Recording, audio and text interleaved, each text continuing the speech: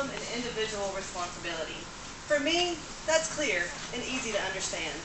However, as a soldier for our movement, with my boots on the ground, I find myself battling more libertarian stereotypes than libertarian issues.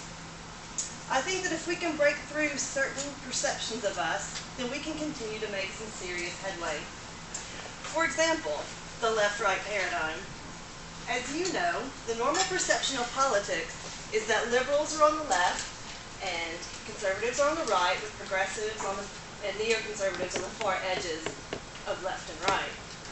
Well, most people find themselves much closer to the middle of this line, and most of those people believe that this is because they are not extreme in either camp, and so they think of themselves as moderates. Well, I think it's silly for anyone to be tricked into thinking that this continuum actually works for them. To be convinced that we are either black, white, or some shade of gray, when we're not. We have all taken the world's smallest political quiz. You should if you haven't. We know that the simple line drawn right to left is a farce. Then why are we still defining ourselves by a continuum that we know to be wrong? In my mind, the left-right paradigm is a trick designed to limit our ideas of what is possible. I find myself often trying to explain that our party has overlaps with both of the mainstream parties, that we are neither left nor right, that strict adherence to the Constitution means both civil liberties and smaller government. And I, for one, am tired of being told by neoconservatives that they are really just libertarians, while they think it's okay to restrict the rights of immigrants, hippies, and homosexuals. And I'm tired of hearing about how capitalism has failed the poorest of Americans, for those people that are confusing free market capitalism with crony capitalism. I get messages from concerned citizens all the time telling me that the Forward Together or Moral Monday movement on the one hand and the Tea Party on the other is ruining America. And of course I agree, but not for the reasons they think. We need to teach people to break out of polarizing language of big government. We do not have to define ourselves in opposition to a fallacy of the left-right paradigm. We need to shape the language of politics by speaking in terms of issues and ideas, and not language designed to divide us. The message of liberty is simple. And as libertarians, existing outside of the left-right paradigm, that gives us a somewhat unique opportunity. We can be inclusive rather than exclusive.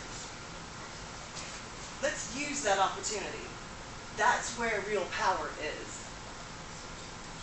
Another challenge I face regarding the perception of libertarians is that we are self-promoting anarchists. Everybody's heard that, right? That we advocate chaos and seek only to gain by undermining the success of the majority. And that perception creates fear in the minds of those who have little understanding of our philosophy. In my mind, those who believe that self-determination leads to chaos have very little faith in people. In fact, I would suggest that those who advocate that the state is the best way to control people, or that controlling people at all is ethical, have very little faith in their neighbors or wider humanity. And I, for one, trust you and your neighbors more than I trust the government to look after us. Amen. And that is the problem. If we want smaller government, then we need to demonstrate that we can organize ourselves. And we need to look after one another. We need to challenge the perception of libertarians as selfish and greedy by breaking through the stereotype, by using our power as individuals to benefit the wider community. And when I say we, I mean me and you. We cannot advocate self-governance and self-reliance without getting involved. We need to get out and volunteer, speak up for our communities, and get them organized. We need to demonstrate that we do not need government to tell us how to treat one another, that we are compassionate and giving creatures. We need to lead by example, and by that example, challenge the perception of libertarians, and indeed human beings, as greedy and selfish by nature. By leading from example, we can show the skeptics there is no need to fear your neighbors. No need. Together, we are powerful. We are the ones who live in our communities, and we know them like the backs of our hands. We know our neighbors, and I, for one, would rather support my neighbor in times of trouble than pay the government, the administration, and the bureaucracy to do it for me. We need to support our community by our own terms, not the terms of someone in Washington or Raleigh. What do they know about your local concerns?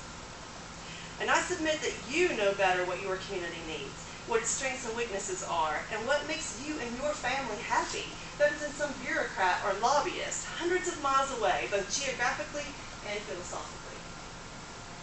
But if we want to limit government control over our lives, we have to not only take responsibility over our lives, but also within our neighborhoods and communities. And and encourage others to do so as well. We need to demonstrate that our goal of self-governance is not only desirable, but achievable. That's our job. That's what we have to do. We have to contribute to our communities and make them stronger. We have to share our ideas and listen to one another. We have to have in-depth knowledge of our community's strengths and weaknesses, and we have to work together towards contingencies. We have to do that. We are social creatures. We naturally build networks. If you want something done, you know somebody who can do it, you ask them, right? You need your computer repaired, you ask your nephew. We naturally network. That's what we do. And I would argue that the networks that we establish are the answer to big government. We do not need government to help us with forming those networks or regulating us to the point where we cannot act like the social creatures that we are. By building up our networks and being actively involved in helping one another, we can create an atmosphere of self-government that goes far beyond the left-right paradigm. We all know that government regulations, taxation, and their so-called help through government programs can make us so dependent on government that we forget to look out for ourselves. But I believe we also forget to look after one another and to see what's happening within our own communities. We need to break through this dependence and take the power into our own hands. We need to take care of one another. In fact, I would propose that by building up our networks, by being active in our communities, and by taking part in leadership and organization, we could shake off the shackles of big government altogether. Who else is better at protecting our freedoms than us? We only need big government because they have laid out the playing field, they've made all the rules, and they've hired out all the umpires. So let's change the rules of the game.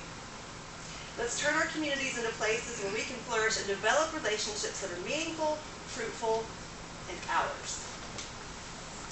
We use the slogan personal freedom and individual responsibility because in my mind that is the only equation that works.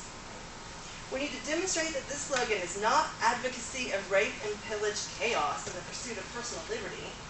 Rather, we need to advocate involvement in our communities as a way of strengthening them.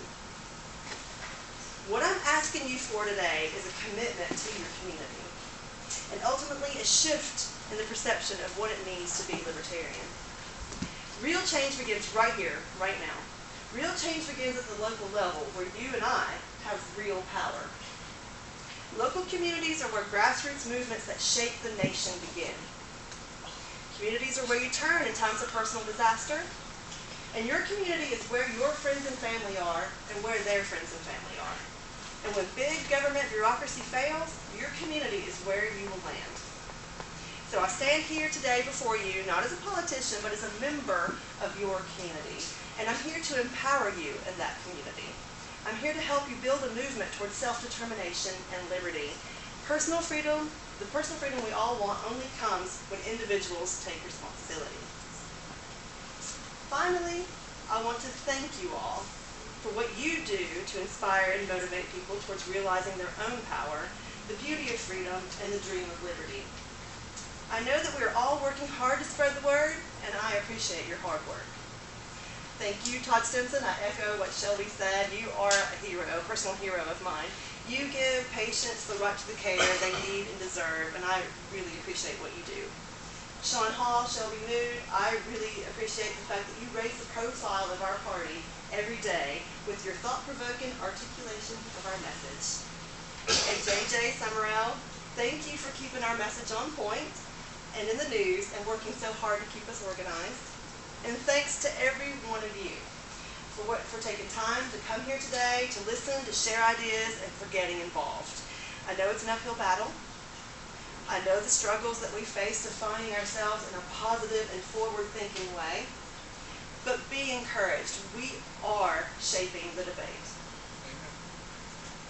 We know that people can be trusted with choices. They're innovative and they're creative. We are pure of heart and purpose, and we are the good guys.